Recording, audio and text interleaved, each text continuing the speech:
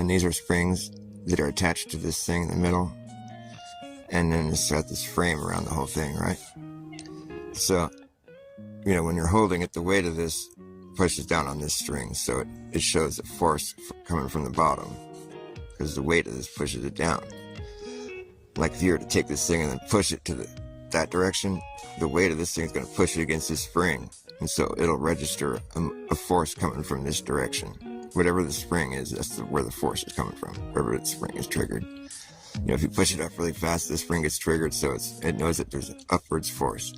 If you push it to that way, this spring gets triggered, so it knows that there's force coming from the right. You know, and so like if you take and drop this thing and just let go of it and let it fall and let the force of gravity act on it, well, instead of showing a force like I was saying how it does in every other direction, when it's falling and that force of gravity is supposed to be forcing it to the ground, well, instead of showing any kind of force, it just shows no force. It shows that it's at rest. It doesn't register any force while it's falling, while it appears to be falling. So you saw how it worked in every other direction when you were forcing it with your arm, putting a force into it. You saw that it would register whatever direction the force is coming from. Kind of like if you step on your gas, you fall back in your seat. You know which way the force is coming from. There's a force, and you're making the force, so you know it's present. Now, when you just drop this thing and you let it fall, there's supposed to be a force called gravity pushing it to the ground. But it doesn't show that. It just shows that it's at rest while it's falling, this accelerometer. It doesn't trigger any springs while it's falling.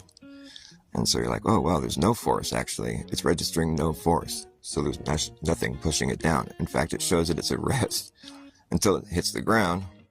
And then the weight of this thing pushes down on the spring. And then so it registers a force pushing up on it. But it's that easy to debunk gravity. There, it's debunked. There's no force, because this thing shows that it's at rest while it's falling. And this thing is such an easy device to understand, because you can take and test it with your own hand and know that you're pushing it, so you know where the force is coming from, and it's going to register which direction the force is coming from every time. It's never wrong.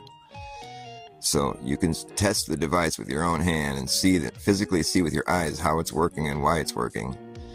But then when you drop it, and it's supposed to be falling because of this force, well, it shows that it's at rest, so there's no force while it's falling.